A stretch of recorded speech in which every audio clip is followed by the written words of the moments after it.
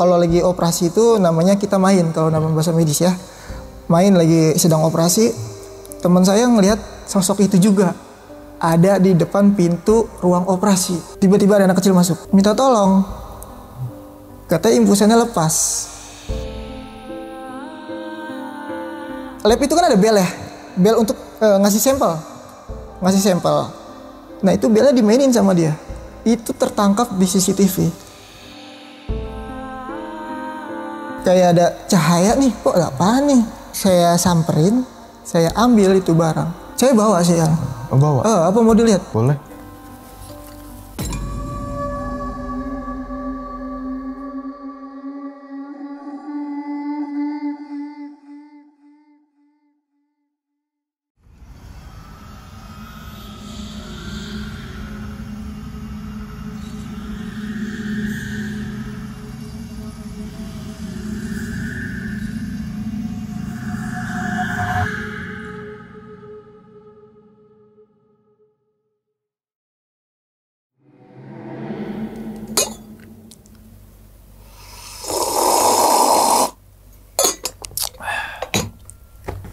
Assalamualaikum warahmatullahi wabarakatuh. Kembali lagi bersama gue Sumar Adi Wijaya atau biasa dipanggil Umang dalam segmen Ngopi Horor. Ya teman-teman semua, pada video kali ini nih atau pada kesempatan kali ini lagi dan lagi gue tidak akan membawakan sebuah cerita dan namun menghadirkan narasumber yang tentunya mempunyai pengalaman mistis ataupun pengalaman horor.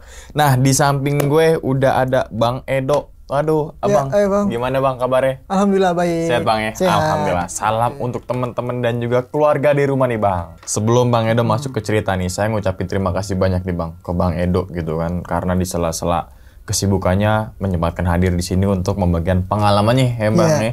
Yang semoga aja nih teman-teman semua di balik pengalamannya Bang Edo ini ada hikmah yang bisa diambil kan gitu ya, pelajaran yang bisa diambil gitu ya. Oke, tapi sebelum masuk cerita bang, sibukan sekarang apa nih bang? Saya nakes paramedis. Oh paramedis, Oke. Nah kira-kira yang nanti akan diceritakan oleh Bang Edo nih, ada hubungannya nggak dengan nakes? Ada. Berarti di kejadiannya di mana nih? Tempat saya bekerja di RSUD. RSUD, mungkin RSUD nggak usah kita sebutkan lah ya. Tapi di RSUD tuh ya. Oke bang, udah lama bang kerja di situ bang? Kurang lebih ya hampir 3 tahun lah. 3 tahun udah termasuk lama itu teman-teman semua. Kalau setahun masih baru ya. 3 tahun. Tapi nyaman tuh bang ya. Nikmatin aja bang. Nikmatin aja. Oke, walaupun ada rasa nggak enak kali ya. Ya pastilah. Pekerjaan lah bang ya. Ada di titik jenuh kan begitu ya. Iya benar. Oke, dan kalau boleh tahu nih bang Edo, inti saat Bang Edo kerja di RSUD itu ngalamin kejadian apa tuh bang? Intinya aja tuh bang. Kejadian-kejadian mistis pas saya awal masuk situ kan pas COVID ya. Pas COVID itu antara dia kan COVID kan selalu diginiin kan, percaya dan tidak percaya ya kan. Nah di hal seperti itu tuh sering-sering terjadi tuh di saat malam hari. Gangguan Di ruangan sakit itu. Di ruangan itu sendiri. Di ruangan salah satu ruangan gitu ya. Salah satu ruangan isolasi. Oh ruang isolasi. Ruang isolasi. Dia kan isolasi itu kan sendiri ya. Iya. Sendiri. Nah di situ pun pasien pun bercerita, semalam ada kejadian seperti ini, kayak gini. Oh, kayak gitu. Ternyata pasien juga ngalamin kejadian juga nih, ngerasain nih, selain Bang Edo juga gitu ya. Oke. Nah, Bang Edo mungkin tahan dulu kali Bang ya. Ceritanya nih, teman-teman Ngopi Horor udah penasaran nih tentang mungkin background Bang Edo dan juga alur cerita yang akan dibawakan oleh Bang Edo. Oke, tanpa berlama-lama lagi kita langsung masuk aja ke dalam ceritanya. Ngopi Horor segera dimulai.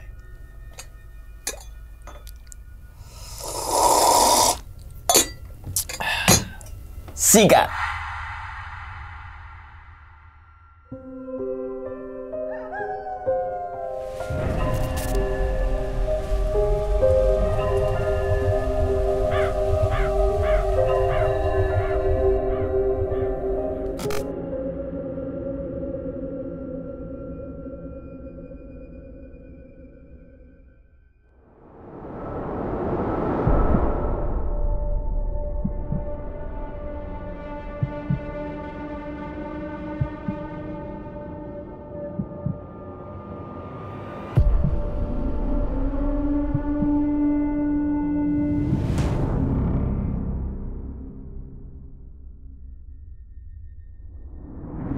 Awal saya bergabung di rumah sakit itu kejadian pas saat COVID.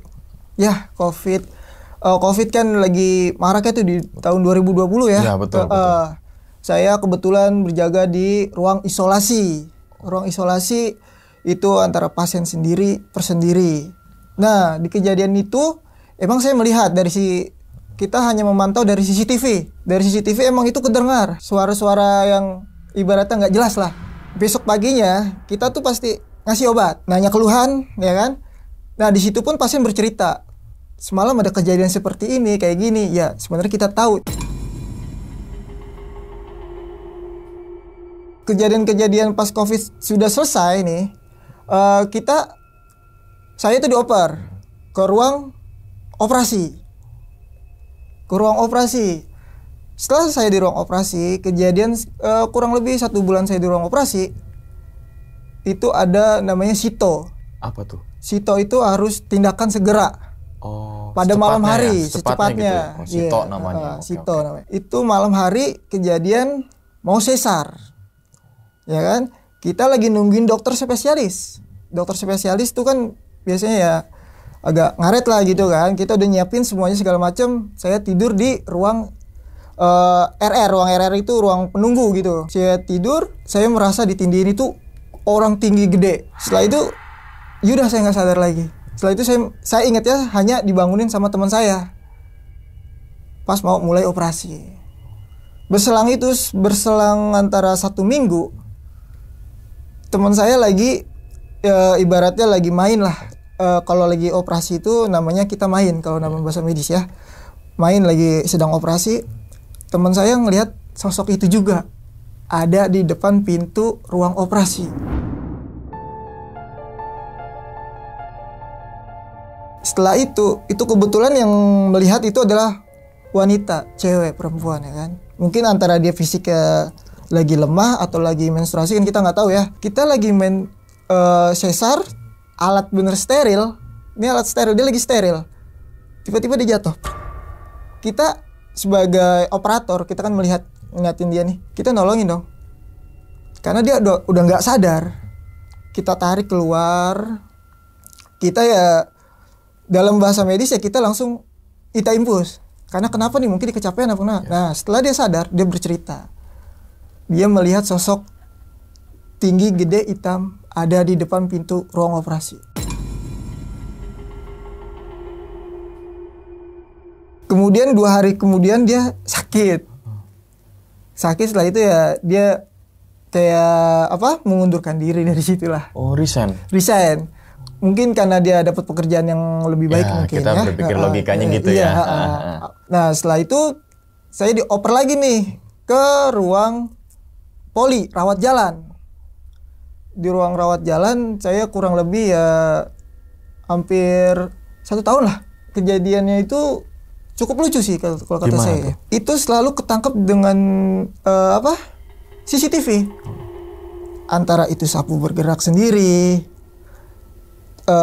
Di farmasi ada yang nunggu sesosok pocong, dan di lab itu yang kejadian sangat lucu di lab sebenarnya. Kejadian lucu di lab itu kayak lab itu kan ada bel ya, bel untuk ngasih sampel. Nah itu belnya dimainin sama dia, itu tertangkap di CCTV. Jadi dia tuh maininnya dengan kepalanya dia gitu. Tapi giliran orang lab tersebut melihat ke depan, tidak ada siapa-siapa. Tapi di CCTV itu ketangkap. Kelihatan, jelas tuh. Jelas. Paham. Ya kan? Berselang dari situ paling pindah ke IGD tuh. Ke IGD. Kurang lebih berapa IGD? 6 bulanan lah. 6 bulan. Ya kejadiannya IGD itu kan dekat sama ruang jenazah ya. Dekat sama ruang jenazah. Dan itu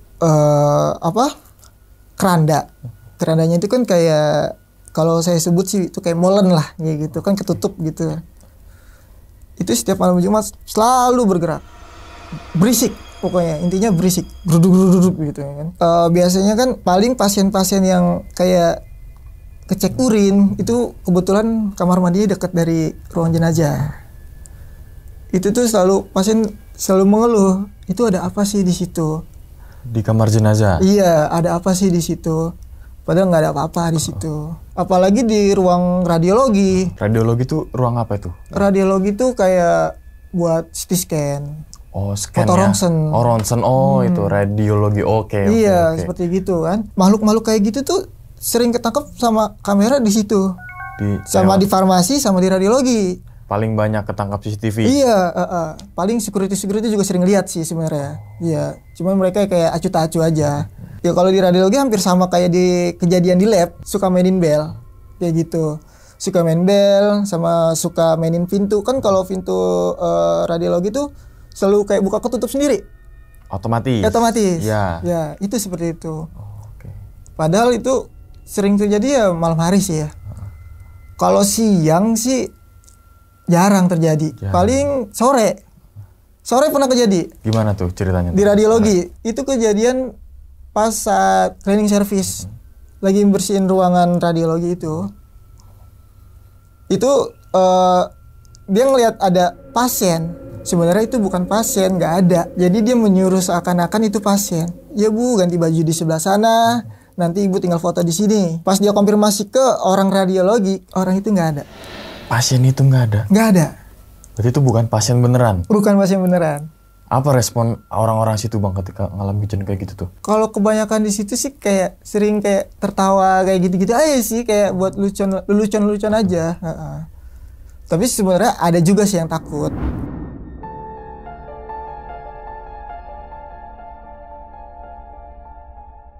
Setelah saya ke IGD, saya ke rawat inap. Ke rawat inap tuh sering terjadi tuh. Rawat inap, tapi pas pada malam hari aja sih saya ngalaminnya.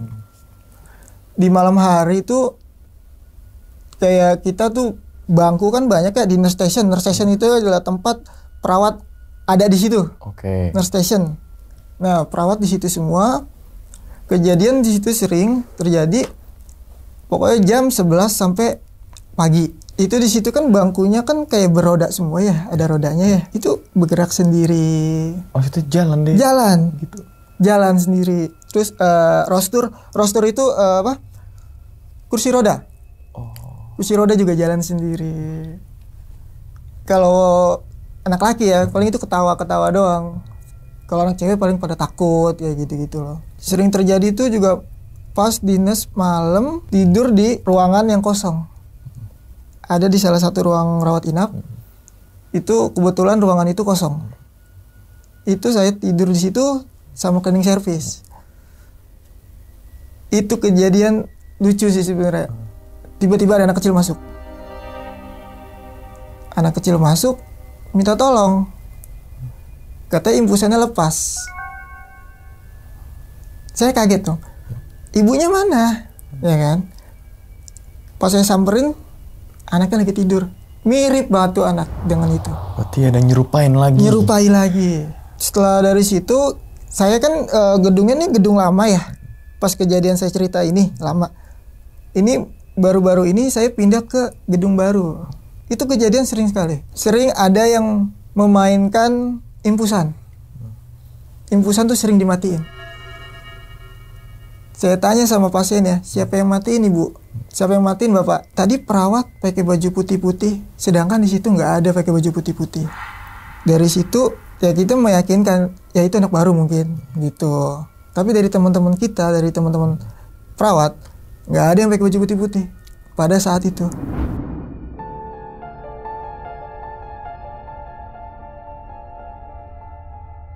Dua hari atau 3 hari yang lalu lah, pasien yang di ibaratnya yang paling pojok, ruangan pojok tuh selalu mendengar tangisan, jeritan.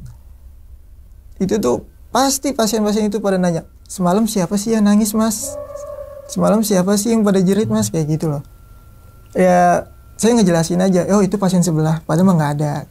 Di ruang rawat inap itu lantai 6 ya Mas. Itu saya tuh sering ngopi ke rooftop atas, ya kan, lantai 8.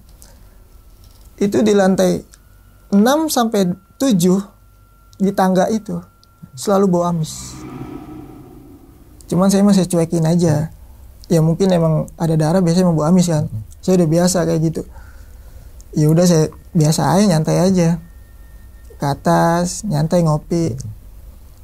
Itu ngopi di atas tuh ada kompor, kayak kompor camping gitu loh, yang kecil itu loh. Nah, kita biasanya ngopi-ngopi di situ, orang-orang nakes. Itu kopi kita udah seduh, tiba-tiba pindah dari posisi yang kita taruh. Dari situ sudah nggak ada yang berani lagi ke atas. Itu kan sebelum gedung itu jadi itu adalah lahan parkir ya. Lahan parkir. Sekarang jadi gedung baru. Itu saya emang sering ngopi di situ di lahan parkir kosong itu, sering ngopi. Itu saya pas sama teman-teman menemukan kayak ada cahaya nih, kok ada apaan nih? Cahaya merah biru gitu loh.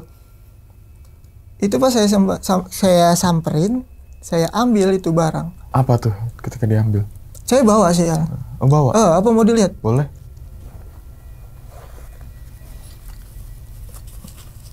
Ini di parkiran sih saya nemunya. Itu di parkiran itu kan emang ada kayak apa sih? Sumur tua gitu loh, yang bundar gitu loh.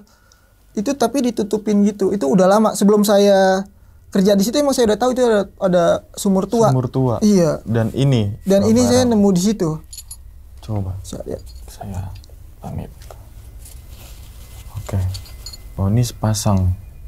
Kalau menurut saya sepasang sih itu ya. Iya, ini kayak ada cewek, entah itu cewek nggak cowok, tapi ada kayak apa ya, mahkota ya sih? Iya, itu.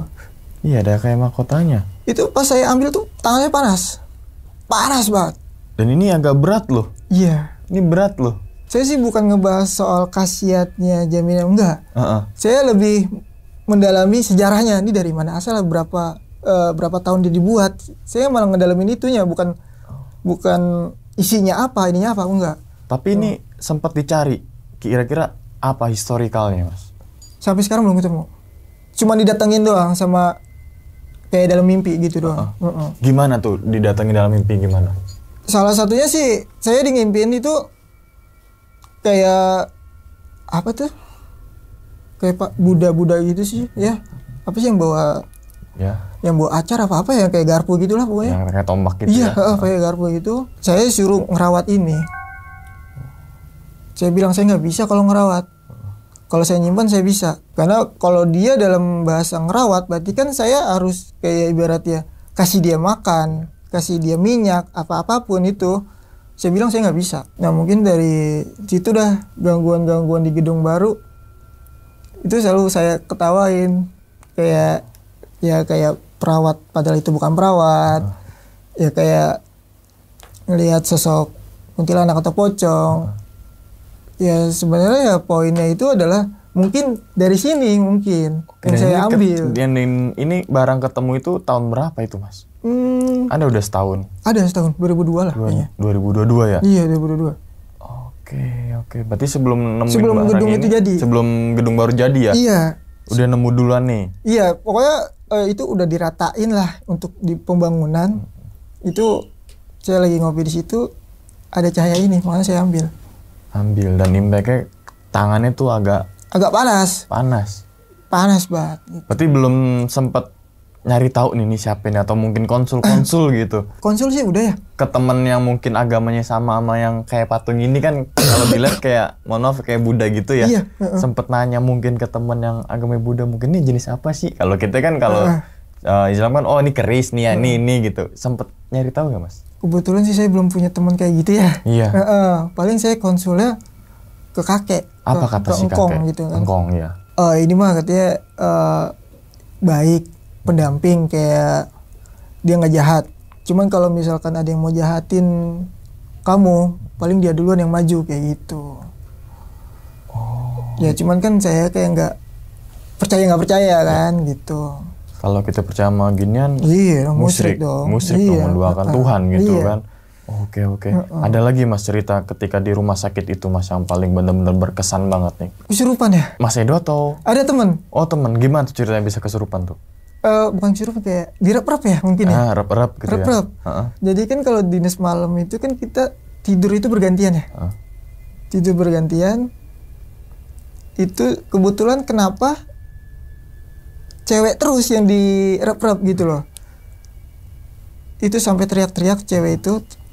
Kami kaget dong yang ada di depan, sedangkan dia istirahat ada di belakang.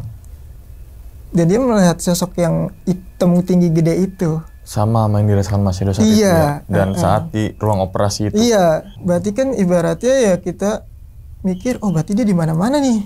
Mungkin itu penghuninya kali atau apa kan? ya? Iya kan. Kejadian saya pas praktek tuh ya. Waktu di Bogor. Oh, Bogor. Waktu saya belum bergabung di rumah sakit. Ini saya praktek di Bogor. Itu kami satu angkatan cewek semua di kosan cewek ya. Itu kesurupan semua. Itu berselang 2 hari selalu kesurupan. Selalu orang kayak apa sih?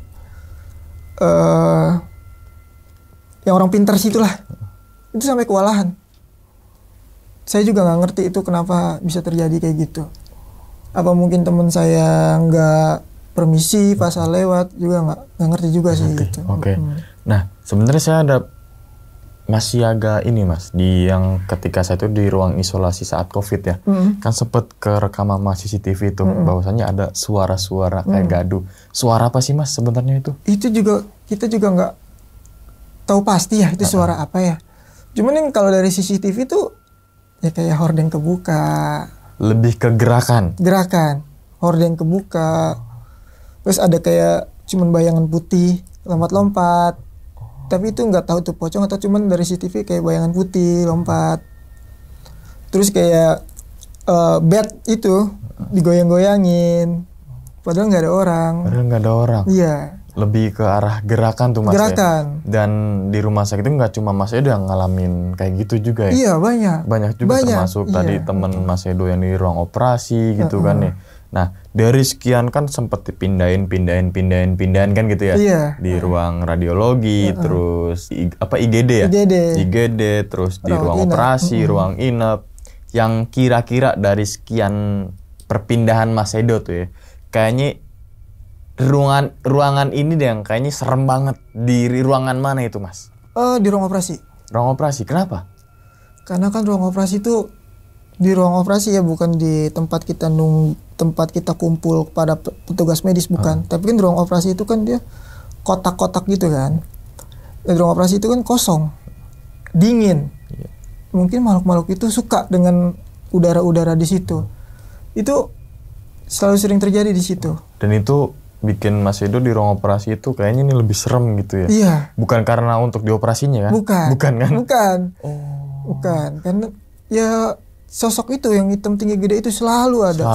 Selalu ada. Jadi kayak bikin pecah konsentrasi ya saat melakukan tindakan gitu ya. Oke. Kan sempat juga di IGD tuh Mas ya. Dan sebelahnya itu kan kamar jenazah tuh. Iya. Ada gak Mas ketika Mas Edo kerja di situ sekian tahun ya, terus ada pasti kan IGD kan namanya apa nama IGD itu panjangnya?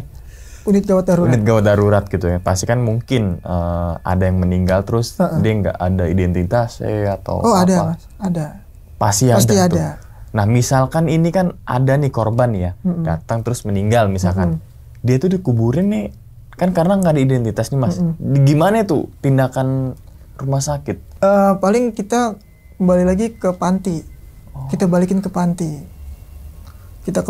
panti. Ini mau prosesnya bagaimana? Apa mau dimakamin dengan kayak TPU terdekat atau bagaimana? Itu nanti urusan panti. Biasanya yang ngurus kayak gitu. Yang ngurus beda lain cerita lagi. Yayasan atau apalah. Ya seperti gitulah. Yayasan ya. Oke. Nah terus Mas, ada gak Mas? Atau mungkin dengar dari ceritanya teman Mas Edo. Kan kalau bahasa horornya atau bahasa apanya lah gue nggak tahu lah, digentayangin gitu Mas sama yang baru meninggal gitu. Ada kebanyakan sih petugas IGD ya. Karena kan petugas IGD itu adalah garda terdepan. Apalagi pas waktu zamannya COVID. Itu zamannya COVID selalu dibayang-bayangin makhluk orang itu, padahal orang itu udah nggak ada. Ada yang minta tolong, ada yang minta banyak macam Mas. Padahal udah meninggal. Entah itu apalah, kita nggak bisa memvalidasikan lah ya. Mungkin gitu kan. Itu ya kita bisa dianggap itu jin lah gitu. Tapi Mas, selama bekerja 3 tahun di situ Mas, Mas Edo ada gangguan ke arah fisik gak terhadap sosok-sosok yang ada di rumah sakit itu? Oh kalau saya sih nggak ada ya.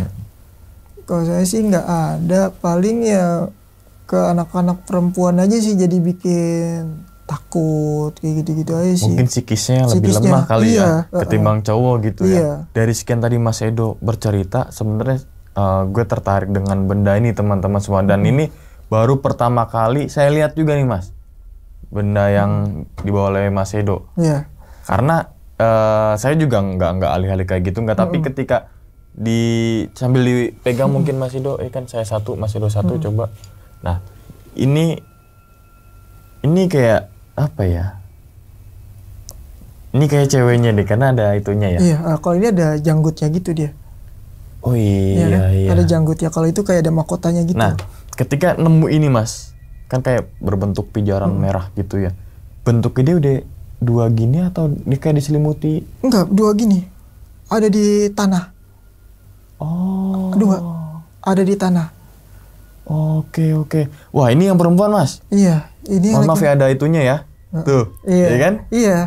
Ya ini ada laki-laki, dia ada jenggotnya gitu. Makanya saya bilang ini sepasang kayaknya. Gitu. Kayak patung di Mesir, kayak piramid gitu ya. Iya.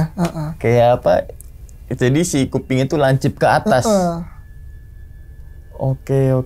Dan ketika Mas Edo simpen nih, si dua benda ini berulah gak Mas? Mungkin kan ada juga yang katanya gerak-gerak. Paling kan ini kan pas saya nemu ini saya taruh di lemari baju ya. Itu selalu bergerak. Dia kayak pokoknya di kamar saya tuh selalu berisik, redek gitu loh. Padahal tuh nggak ada apa-apa. Padahal saya nyimpen ini aja. Dan ini kan ada kayak wanginya Mas ya? Iya. Ini padahal nggak kasih wangi-wangian. Atau mungkin beda, coba Mas Edo pegang ini. Saya pegang ini. Loh, wangian itu ya? Iya gak sih? Iya. Ini nggak terlalu. Nggak terlalu. Ini nggak terlalu. Yang itu tuh langsung nyentrik tuh. Oh iya, ini cowok nih. Ini cowok. Ini tadi saya gantian. Ini cowok. Ini cowok. Kayak ukiran apa ya? Saya nggak tahu ini.